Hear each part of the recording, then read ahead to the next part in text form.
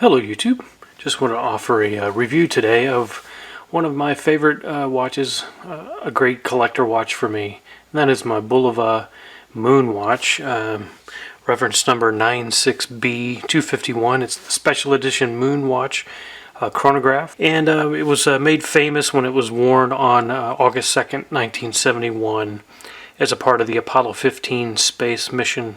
Captain Dave Scott had a crystal of his Omega Speedmaster pop out on him. He happened to be given this watch by Bulova to take up, just to have on the moon, to kind of see how it would function. Probably never planned to wear it, but when his Speedmaster failed on him, he pulled out the Bulova Moon Watch. We'll be taking a look at that today, and I've had this for several months now, and want to give you a look at it and a good review of it. And I really do love this watch. There's a lot to love about this watch, and it really scratches an itch for me. My holy grail watch of all watches is this Speedmaster Professional. That's a watch that I hope to own one day. I just can't afford it right now, and it would be really hard for me to sell all of my watches and even if I did, I would only be maybe halfway towards being able to purchase a Speedmaster Professional, and then if I did, I'd have to. I would be a one watch guy. My hope is that one day, when the watch thing kind of cools off in me, and I'm kind of, maybe that phase of my life wears off, and I just want to get back to a one watch kind of person. I don't know if that'll happen, but if it ever does, the Speedmaster is what I want. But when this came out, I knew that this would be a good temporary piece for me, if not a permanent piece of my collection, due to the history behind it. I love watches with history, and this has certainly got a lot of history. For me, I was born in 1971. I was in my mother's womb at the time of this watch was worn on the moon, and was born 3 months later. So that year, this is a birth year watch for me. So that scratches that itch for me as well. I'm also interested in the Hamilton Pan Europe, which is a 1971 chronograph. That would be cool to have too. But for now, this is the watch. And so I want to take a look at it today, review it, and give you my thoughts on it. I really took a long time before pulling the trigger on this, because I didn't want to get it and decide that it really wanted the Speedmaster, and that this would just never get wrist time. It does get wrist time, probably once a week at least, in a rotation of about a dozen watches. I certainly wear it when I want the chronograph function because of the quartz accuracy. It's a great watch to wear when you don't want an automatic watch that you've got to set or worry about the time being off. If I need accuracy, this is the watch I go for. If I need an easy to read dial, which this is, the hands really show up well. If I'm going to be in meetings all day where I just want to glance down and see the time without any strain of the eye at all, this is certainly the watch I go for. So let me take it out and we'll take a look. So let's start with the size of the watch. This is a 45 millimeter, and a lot of folks bypass this watch simply because of its size. It's interesting to me that the original was fairly large as well. I don't know if it was exactly this size, but it was close. So it was a big watch for its time, and so I think it fits the time period.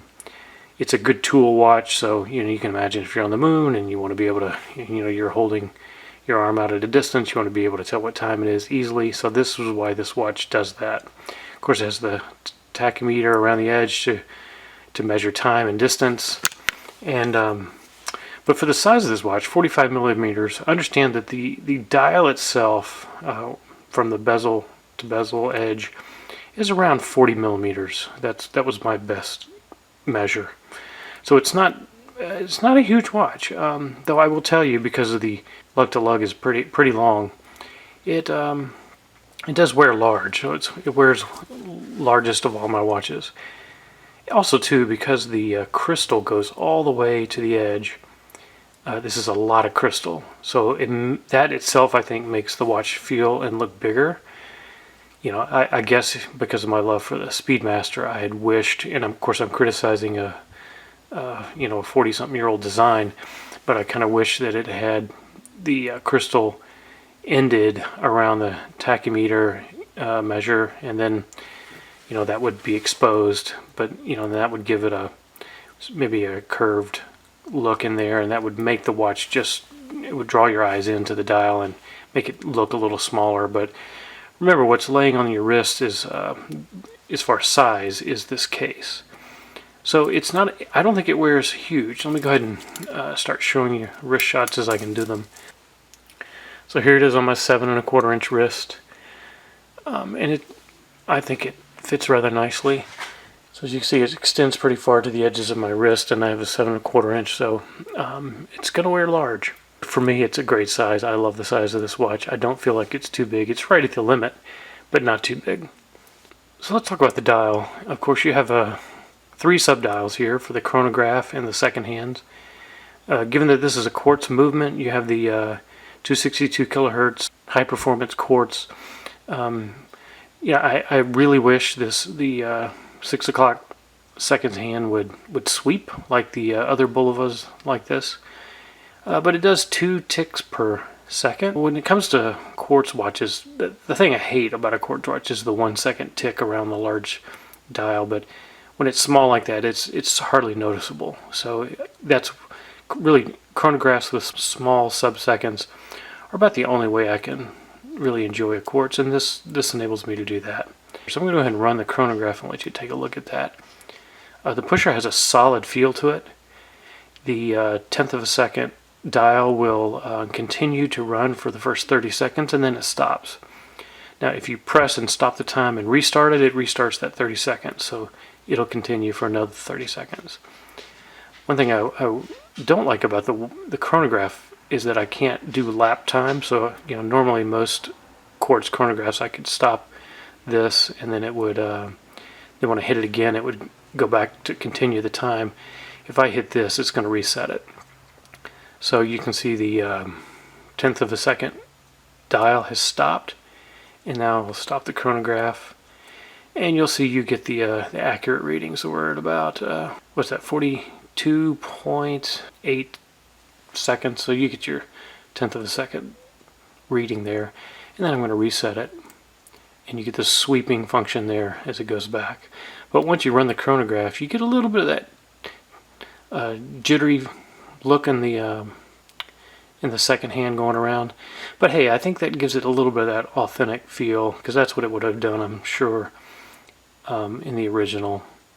So we'll stop that, reset. I love the layout. It's again very easy to read with the long baton hands. I mean, those are gorgeous and very practical, easy to read. If you do get your watch in, as I did mine, and you find that this second hand is not completely lined up, do not freak out. That is not a quality control issue. You're able to pull out the dial, and I believe I forget which one, but the instructions come with it. You can press this and adjust this by 1/5 of a second until it completely lines up. So that's a good feature of this watch. And of course, the accuracy of this watch is pretty significant. That's why I'm not going to pull the dial. I set it a little over a month ago, and it's maybe just a few seconds slow or fast. I can't remember which. I checked it recently, but it's very close to accurate right now. Given that you have a big crystal, you get a lot of fingerprints, as you see there. They form easily, so be prepared for that. The sapphire crystal really holds up well. Of course, I'm a real klutz, so I've banged this thing. It's plenty of doorknobs already, and not a scratch. I don't think that's the raised crystal is too much to fear. But again, I think most people are going to buy this for kind of a collector's edition watch, and not so much as a daily wearer. But if you do, it's I think it'll hold up. But I kind of prefer to wear this on occasion when I need a tool watch of this kind. A lot of folks have talked about the case being satin finish with brushed sort of bezel. You have a polished crown and a little bit of a polished pushers there. So there's every little finish going on here. A lot of people don't like that. It doesn't bother me. I kind of see this as sort of a background color, and it just leads everything else to kind of pop. You know, the bracelet does pop. No, the bracelet's not the same finish, but I'm not too upset about that. I think, you know, the bracelet does match the bezel going around, so there is some tie of finish pulling things together. You know, the pushers kind of, I think the satin finish kind of, like I said, serves as a background piece to kind of give attention to the pushers, to the crown, to the bezel, to the bracelet. So to me it works. At least I'm going to tell myself that, because I love the watch. And then on the back you have the inscription of the Apollo 15 and the dates, as well as where this happened on the moon and the coordinates there. You have the water resistance of 50 meters. This is certainly not a watch I would wear to go swimming or anything, but I have no problem if I get a little wet or if it's raining. So let's talk a little bit about the bracelet. I got the bracelet edition, and I'll tell you, I got the whole package. This is, you know, I got it pretty soon after it first came out, and these were about $5.50 everywhere, and I got it on an eBay seller for $420 something, $430 something, I can't remember. And I recommend the bracelet edition. There's a lot of talk about the fact that the bracelet edition has the lug holes in a different spot. I've been able to get just about any and every aftermarket strap to fit on here. So that was initially the one thing holding me up from buying this, is I want to be able to change out my strap. And I feared that I wasn't going to be able to do that. But I have been able to just fine. I bought some curved spring bars for my other straps, but I really don't need it. The straight ones work. If you get a really thick, you know, say a leather strap, you're going to have a hard time fitting it, so you'd want the curved spring bars if you can. But as far as this bracelet, I really recommend the bracelet because it's really high quality. Got the solid end links, solid links all the way around, and I like the design, the smaller individual links that go around. It gives it a nice look.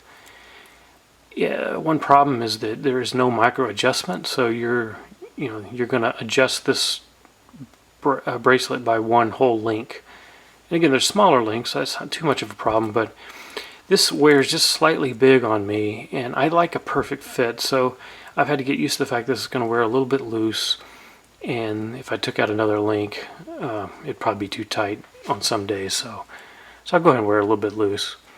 The butterfly deployment clasp is really solid. It snaps in really, really well. And you get the Bulova tuning fork there. It's got a few scratches already on there, not a problem. But the watch itself looks really good and is holding up well for me. So I'll show you a few of the aftermarket straps I've purchased. I've worn it on my marathon. I have a marathon rubber strap. Looks pretty nice on there. I've worn it on leather, so you can see that. That's a nice look when I want to go a little more dressy. And then I bought an aftermarket carbon fiber black leather strap, and there you can see the curved lugs, and it fits in there very nicely and gives a nice look. And I'll put some pictures up so you can see the ones I've done. I also have I think this looks really good on mesh, and I'll show you the mesh bracelet for you, just to mix it up and give it a different look. It does fit really tight there with the mesh, so I have a real heavy mesh bracelet that didn't fit, but I had a lighter mesh bracelet that did work fine. And so really happy with the fact that I can exchange straps on this Bulova, despite the fact that the lugs are in a different location than the strap version of this watch. Again, my recommendation is go for the bracelet. It's a nice dressy look all the way around, and you can make aftermarket straps fit on this. If I'm going to criticize anything about this watch, of course I'm criticizing a 45-year-old 50-year-old design. I would have loved 22 millimeter lug width on here, a 22 millimeter bracelet, given this 45 millimeter case. But you know, it kind of gives it that retro look, the thinner bracelet with the wide case. Yeah, I would have liked that. Again, I would have liked the crystal to recess in right in the inner dial and let the outer bezel just be exposed. But again, we're talking about copying a Speedmaster, which ultimately is what I would really want. I am glad of the fact that there's a date window on here, and because of the size of the dial, the date window doesn't look like an afterthought. Of course, it's kind of covered up there, but you know, using the black background and the white lettering, it just fits in there really nicely. Doesn't really impose itself like some chronograph date functions can do. So one more time back on the wrist. Very nice look.